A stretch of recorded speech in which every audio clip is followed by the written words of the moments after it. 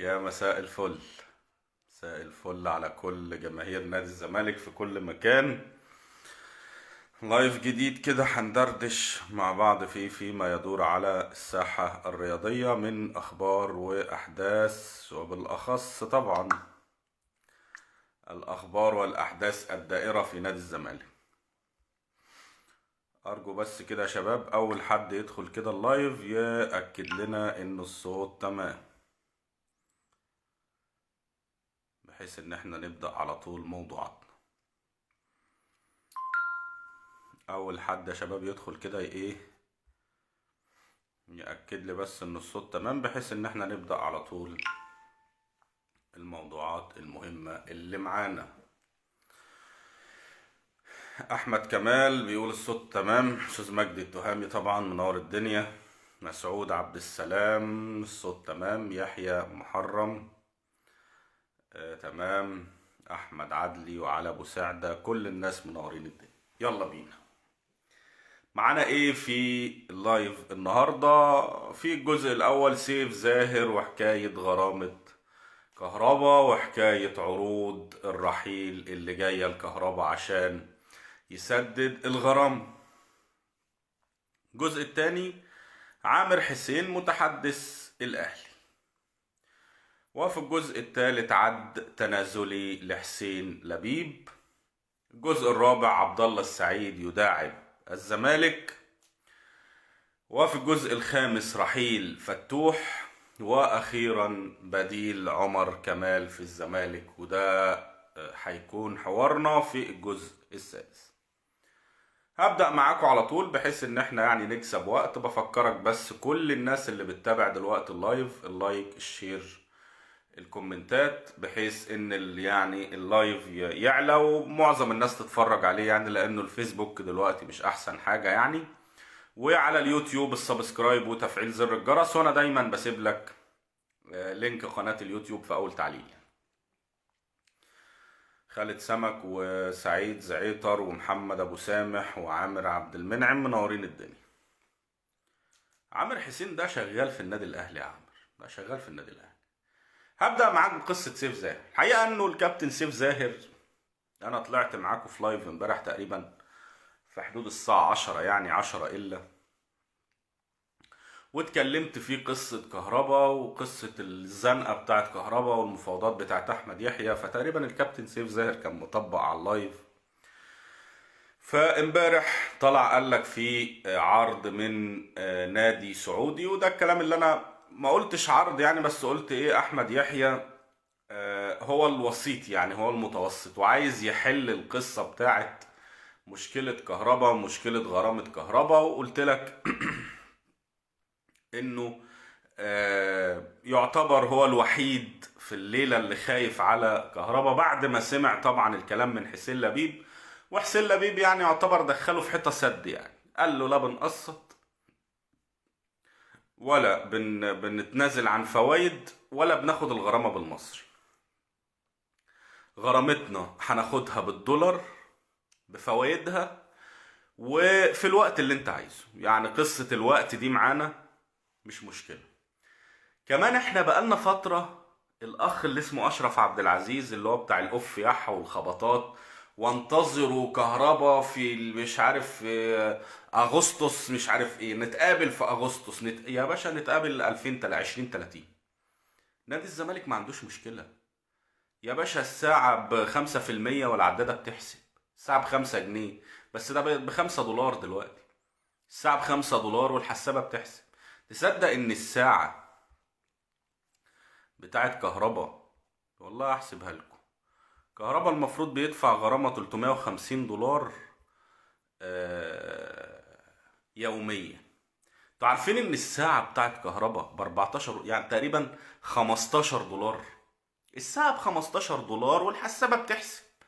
واحنا يعني ورانا كل ساعة بتعدي من حياة كهربا، كل ساعة بيدفع فيها 15 دولار. فالساعة ب15 دولار والحسابة بتحسب.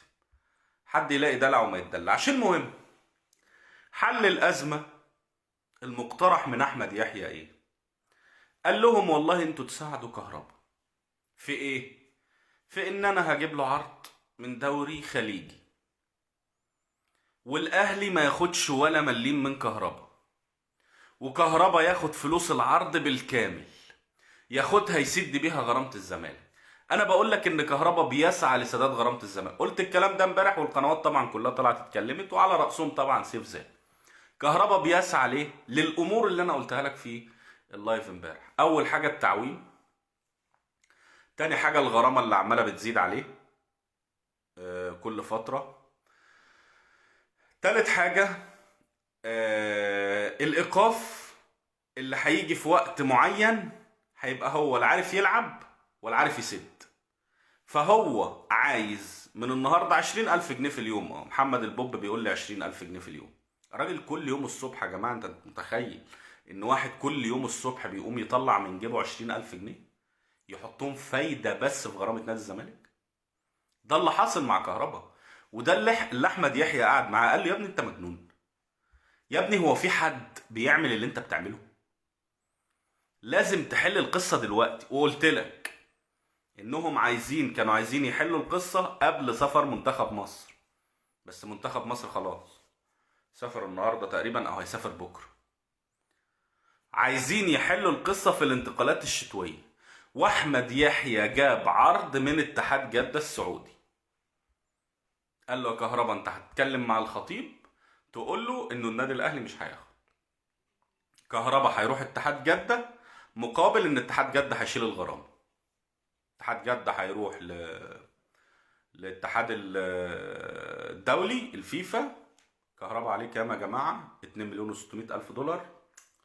2 مليون و600 ألف دولار اهم، هاتوا بتاع المخالصة ويخلص الدنيا، والاهلي هيطلعه مجانا. حبيبي عم حسن، عم حسن علم الدين الصحفي الكبير طبعا، وبعتذر له يعني على اللايف امبارح ما قدرتش يعني ان انا اطلع معاك. عم حسن سامحني. ف ده اللي حصل. هيجي العرض من اتحاد جدة، اتحاد جدة هيروح للفيفا يدفع غرامة نادي الزمالك اللي هي 2 مليون و600 ألف دولار، والنادي الأهلي مش هياخد فلوس. يبقى هو كده بالنسبة له خلص من كهربا ومن وجع دماغ كهربا. القصة دي امتى؟ القصة دي في يناير. طب لو عدينا يناير ممكن كهربا قبل الانتقالات الصيفية اللي جاية يتوقف. طب لو توقف كهربا مفيش نادي هيقول له سلام عليكم وهو موقوف، ما انت لازم تدفع. ده بالنسبة لقصة كهربا وغرامة كهربا وسعي الأهلي وأحمد يحيى لحل مشكلة كهربا. الجزء الثاني بقى الحاج عامر حسين. أنا يا جماعة اقترحت، الحاج عامر حسين هو المتحدث الرسمي باسم النادي الأهلي. أنا اقترحت يا جماعة من فترة إن إحنا نفكنا من القصة دي ونشغل عامر حسين في النادي الأهلي، بحيث الراجل لما يطلع يتكلم، لأن معلش اللي هيخبي المنصب بتاع عامر حسين وهشوف تصريحاته، هو مصرح ليه بي سبورت بيقول ايه يعني. اللي هيخبي المنصب بتاعه هيقول لك ده مثلا تصريح، يعني انا هقول لك التصريح ده تصريح مدير الكوره في النادي الاهلي او عضو مجلس اداره النادي الاهلي او تصريح المتحدث الرسمي باسم النادي الاهلي. ليه بقى؟ لان عامر حسين بيقول لك ايه؟ ارفض ترديد نغمه مجامله النادي الاهلي بسبب تاجيل المباريات. ده مش تصريح راجل مسؤول، ده مش تصريح راجل مسؤول. الراجل المسؤول اللي بيطلع ما بيقولش، ما بيحددش انديه. يعني ممكن هو المفروض، يعني انا هقول لك ازاي، يعني انا قد ولادك او اصغر من ولادك يا حاج عامر، ويعني ما فيهاش حاجه لو علمتك. يعني اما تبقى راجل مسؤول محايد، ده افتراضا يعني ان انت محايد، يعني انا هفترض معاك ان انت محايد، هتطلع تقول ارفض ترديد نغمه مجامله بعض الانديه. مش هتقولها صراحه كده يا حاج عامر، بس احنا عندنا الميزه يعني في الفتره اللي احنا فيها دي ان الموضوع بقى عيني عينك. يعني الجماعه دول ما عادش بيتكسفوا من حاجه. يعني عامر حسين وجمال علام والجماعه الخدامين في اتحاد الكوره ما عادش فيه خشه. يعني كان الاول فيه كسوف مثلا، يعني كان بيلمح لك من بعيد، انما دلوقتي الحاج عامر حسين طالع صراحه بيقول لك ارفض ترديد نغمة مجاملة النادي الاهلي بسبب تأجيل المباريات. الفريق ما كانش قاعد في البيت، ده بيردح لنا. والله دي ما دي الفريق ما كانش قاعد في البيت دي. ده رتح. الفريق ما كانش قاعد في البيت دي عايزه عبله كامل تقول. الفريق ما كانش قاعد في البيت واحنا بنأجل له مباريات. الاهلي لف الدنيا في ايام، وهو اكتر فريق خد لقاءات. اول هي تتقال كده. هي عايزه الاستاذه الجميله عبله كامل تقولها بطريقتها، مش بطريقه الحاج عامر. حاج عامر المتحدث الرسمي. شيل بقى عامر حسين، شيل المنصب اللي تحته، هيبقى اللي بيقول كده عامر حسين عضو مجلس اداره النادي الاهلي، عامر حسين المتحدث الرسمي باسم النادي الاهلي، عامر حسين مدير الكوره في النادي الاهلي، او فيفي عبده. ادم بيقول لي او فيفي عبده. والله فيفي عبده تأديها احسن تصدق، يعني عبله كامل فيها نوع من الوقار شويه. انما فيفي عبده هتقول الفريق ما كانش قاعد في البيت يا اخويا. ما هي كده والله. والله هي كده. ده راجل مسؤول. ده راجل المفروض انه محايد. يعني الحاج عامر حسين ده بتاع لجنه المسابقات، ده بتاع التأجيل، ده الترزي ده المفروض انه محايد. طالع بيقولها صراحة. صراحة. فريق ما كانش قاعد في البيت يا اخويا، كان عندنا ماتشات. والله ده لو مشجع اهلاوي صاحبك والله ما هيقولها لك بالطريقة دي. يعني لو بتناكف، انا لما بتناكف مع اصحابي الاهلاويه ما بيكلمونيش بطريقه الحاج عامر. يعني حاسس ان الحاج عامر اهلاوي اكتر من صحابه. شوف بقى. والله اهلاوي اكتر منه، وبيرد احسن منه. بيرد احسن منه. الاهلي لف الدنيا في ايام، راح كاس عالم من الانديه، فاضل شويه يقول راح كاس عالم من الانديه وانتوا ما رحتوش.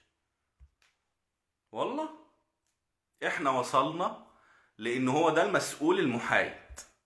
حاج عامر حسين ده هو المسؤول المحايد اللي المفروض بقى يحكم ضميره ويحكم اللوائح ويحكم كل الكلام ده. فما بالك ده اما تيجي حاجه في مصلحه الاهلي هيعمل ايه؟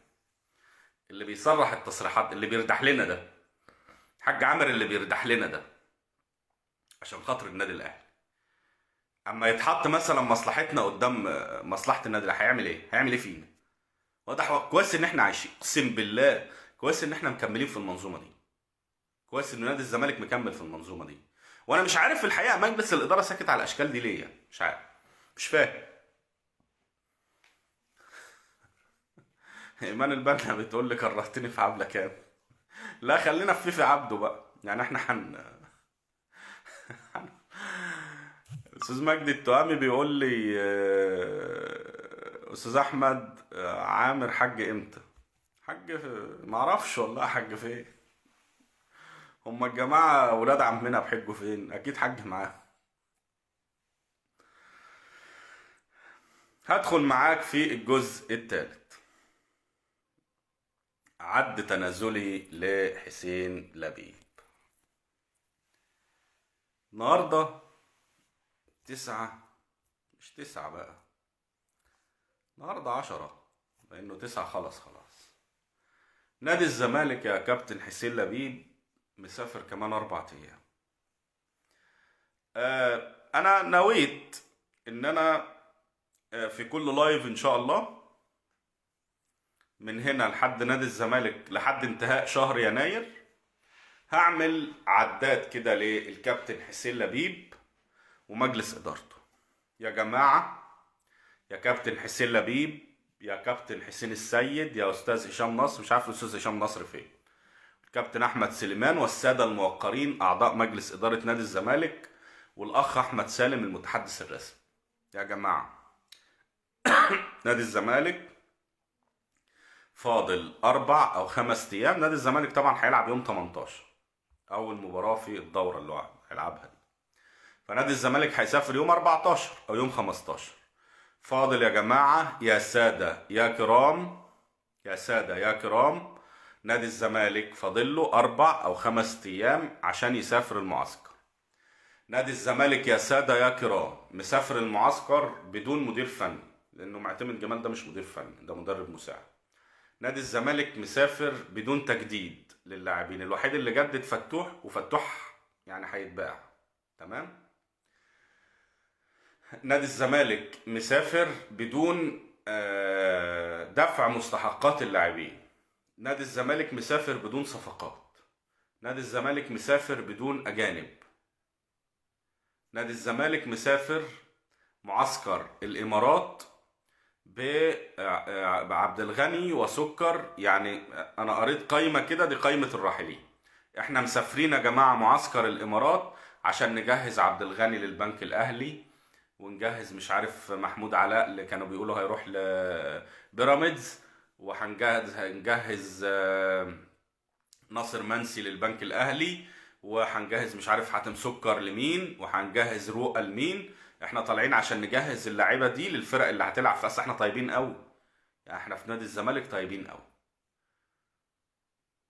بصوا يا جماعه، نادي الزمالك مسافر تقريبا معسكر الامارات عشان الدولارات. كابتن حسين لبيب، ارجو انت حضرتك اول ما جيت شلت يافطة نادي الزمالك نادي الوطنية والكرامة عشان كانت تعباك. يعني تقريبا موضوع الكرامة ده تعبك، فعملت نادي الزمالك للألعاب الرياضية. ارجو يا كابتن حسين تشوف يافطة تانية عند نفس الراجل، وخليها نادي الزمالك للاستثمارات ال الرياضية. يعني خلاها نادي الزمالك للاستثمارات الرياضية، وبين قوسين كده ويا حبذا لو بالدولار، ويا حبذا لو بالدولار. نادي الزمالك ساب بطولة كاس الرابطة اللي بتتلعب دلوقتي، اللي الأندية بتلعبها دلوقتي، وسافر عشان الدولارات، عشان هياخد دولارات من الإمارات وهياخد دولارات من السعودية. مصلحة الفريق فين؟ طز. الصفقات فين؟ طز. المدير الفني الأجنبي اللي هيطلع المعسكر فين؟ طز. طب المدير الفني الأجنبي اللي هيجي نادي الزمالك هيجي بعد المعسكر؟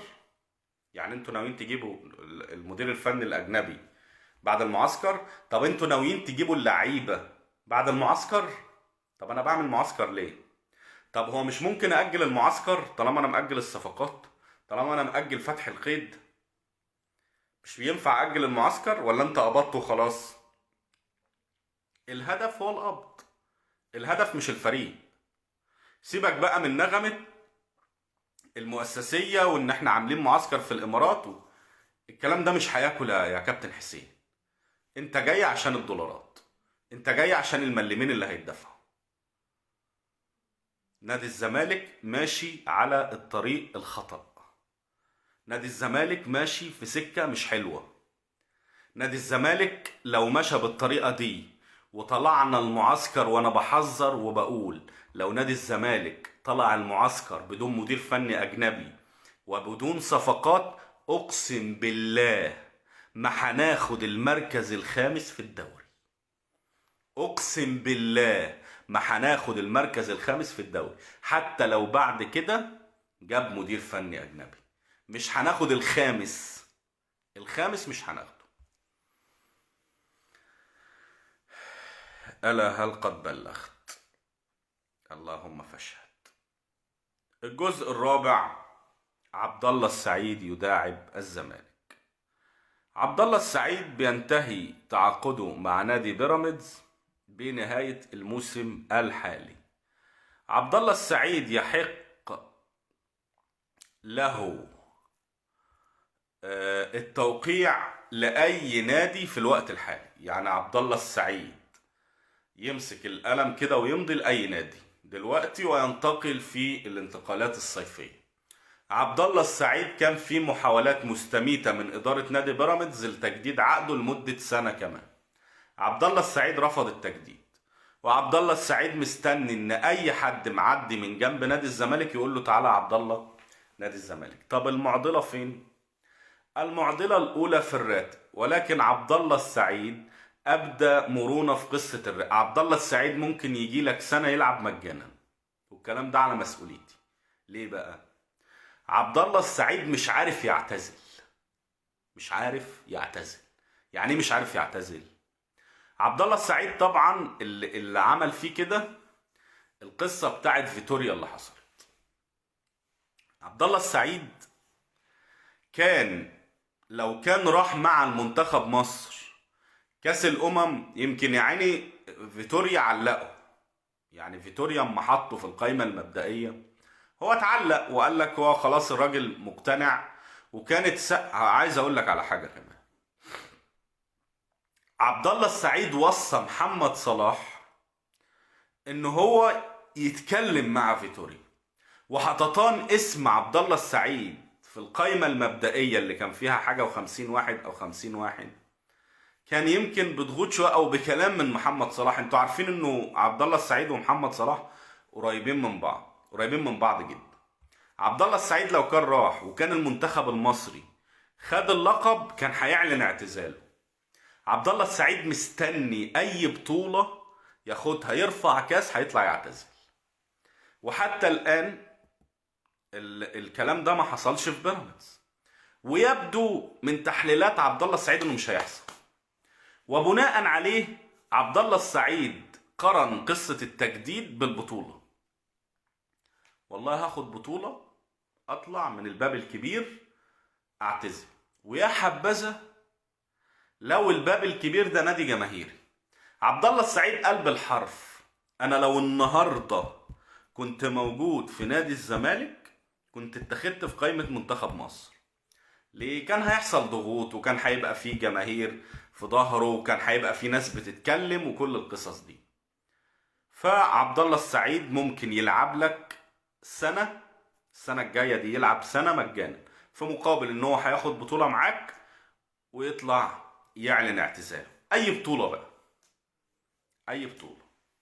فده كلام للاخ والكابتن حسين لبيب رئيس مجلس ادارة نادي الزمالك والاستاذ احمد سليمان وكل الناس القائمين على نادي الزمالك. الراجل عايزنا وعايز يجيلنا وعايز يعتزل داخل نادي الزمالك وعايز يعتزل وهو بياخد بطولة، وشايف انه مع بيراميدز هيبقى صعب جدا ان هو ياخد بطولة. الجزء الخامس رحيل احمد فتوح. كل الشواهد وكل الاحداث اللي حاصله بتقول ان فتوح هيرحل عن نادي الزمالك. ازاي؟ نادي الزمالك بيفاوض محمد شكري بقوه وبيقولوا ان اللاعب مضى، بيقولوا انه اللاعب مضى ولسه هيخلص مع سيراميكا. ده 1. 2، نادي الزمالك في كل تسريبات اللعيبه اللي قالوا ان اللعيبه دي مش مكمله ما جابش سيره عبد الله جمعه، ما جابش سيره عبد الله جمعه. وده معناه انه فتوح ماشي، لانه لو جاب سيره عبد الله جمعه يبقى فتوح قاعد وهو هيجيب شكري دكه. انما معنى ان عبد الله موجود وعبد الشافي موجود وفتوح موجود وانت بتفاوض شكري، ما دخلتش دماغي، مش جاي. انما بتفاوض شكري عشان فتوح ماشي وانت هتجيب مكانه شكري. نادي الزمالك عنده ازمة مش مالية فقط، يعني مش فلوس بس، عنده ازمة في الدولارات نفسها. يعني انا ممكن ابقى معايا مليون جنيه او معايا مثلا 30 مليون جنيه ومش عارف اعملهم مليون دولار. هي دي الازمة الحقيقية الموجودة في نادي الزمالك، ان انت ما عندكش ايرادات دولارية. ونادي الزمالك سافر معسكر الامارات عشان هيدفعوا له بالدولار، عشان هيدفعوا له بالدولار. فنادي الزمالك عايز دولارات، حسين لبيب عايز دولارات. فهيعمل ايه؟ فتوح يسافر مع منتخب مصر يتألق، ابيعه بايه؟ بالدولار. اخد الدولارات واحل مشاكلي، اخد الدولارات واحل مشاكلي. محمد خيري بيقول لي فتوح نص ملعب احسن. ما هو احنا للاسف يا محمد احنا في وضع مش عارفين حتى، يعني من ضمن اللي احنا بنعيشه واللي احنا شايفينه ان احنا مش عارفين نادي الزمالك هيلعب بطريقه عامله ازاي. يعني هل انت هتلعب بنفس فكر اوسيريو وهتلعب بفتوح في نص الملعب، ولا انت هتلعب، ما انت لو هتلعب 4-2-3-1 مستحيل فتوح يكون في نص الملعب، مستحيل.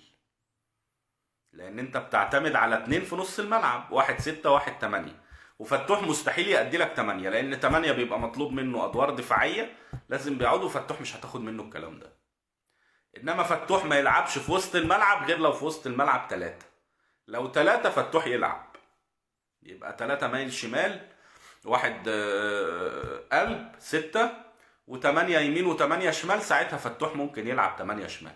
اما 8 لوحده يشيل واجبات مركز 8 اللي هو فرجاني ساسي يعني، لا فتوح دي مش هيأديها لك، مش هتاخد منه. فدي الازمه الثانيه اللي موجوده في نادي الزمالك. هل المديرين الفنيين الاجانب اللي نادي الزمالك بيفاوضهم بيلعبوا بطريقه ايه؟ 4-4-2 ولا 4-2-3-1 ولا 4-3-3، ولا هيجوا يكملوا على اللي عمله معتمد جمال؟ ده معتمد جمال بيقول لك لو جبت مدير فني اجنبي انا تاني يوم بره النادي. يعني ابدأ من جديد بقى، يلا بينا، يلا نجرب بقى. نجرب بقى في منافسات الكونفدرالية، نجرب في نهائي كاس مصر، نجرب بقى في الحسم في الدوري، يبقى الموسم شكر.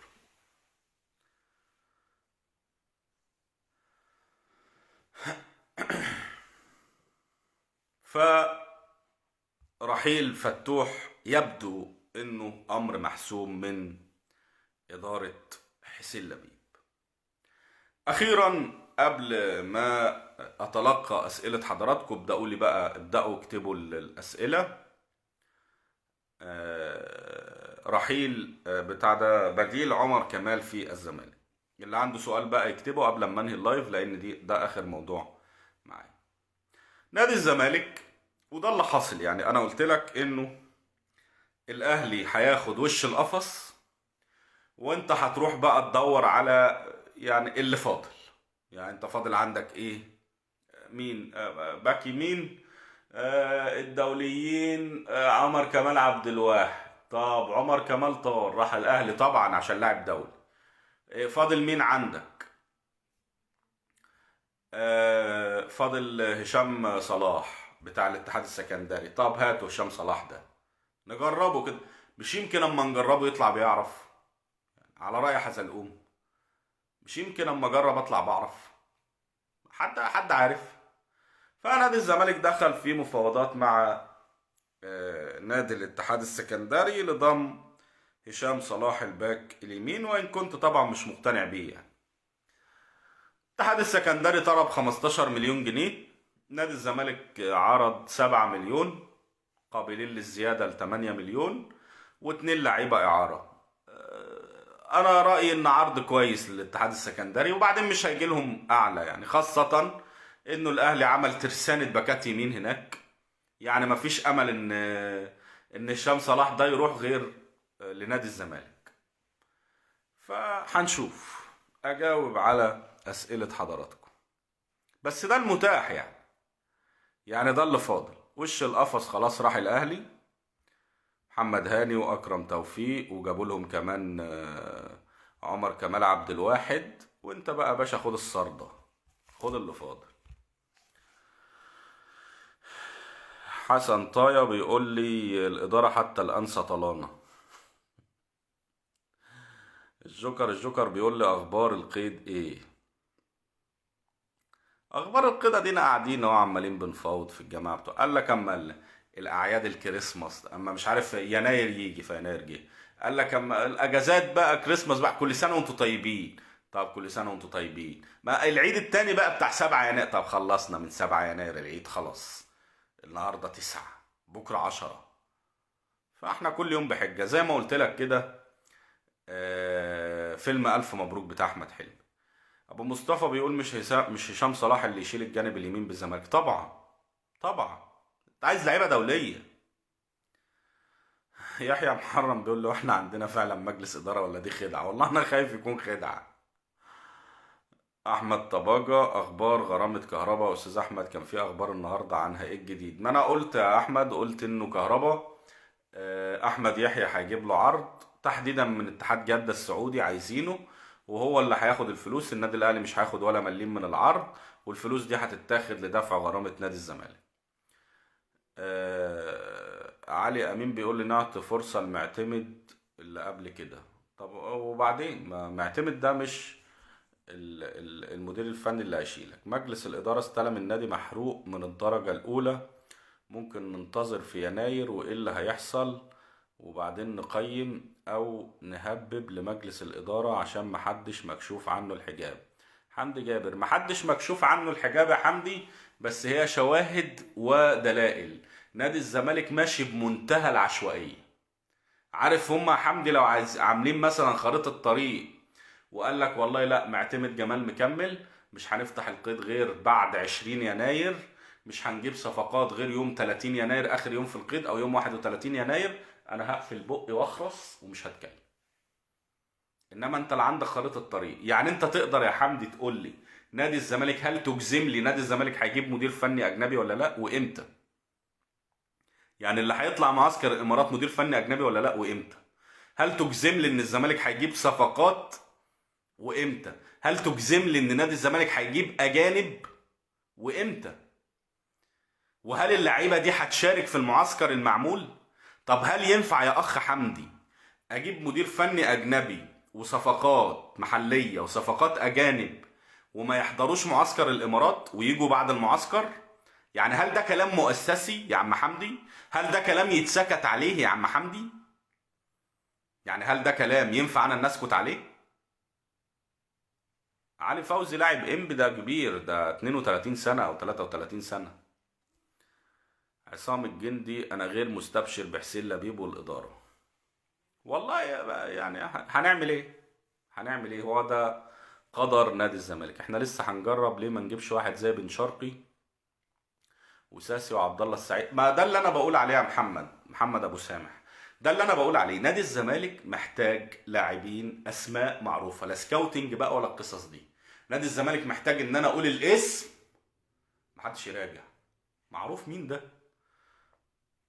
يعني هقول مثلا هجيب يحيى عطية الله، بس يا باشا اقفل اقفل. باك شمال منتخب المغرب. هجيب يحيى جبران، اقفل. نادي الزمالك محتاج اسم تقوله الكل يسكت. لاعبين دوليين. مش هجيب اقول ايه ده مين ده، اصل ده كان عامل مش عارف كام اسيست وجوز خالته مش عارف كان شغال في السجل المدني وده مش عارف كان شغال فين. نادي الزمالك مش عايز اللعيبه دي. اللعيبه والصفقات المحليه والدوليه سنه 2030. عزت اسماعيل ممكن، لا ممكن قبل كده بشويه 2029. تمام يا شباب، سعيد ان انا كنت موجود معاكم، ليلتكم زي الفل، تصبحوا على خير.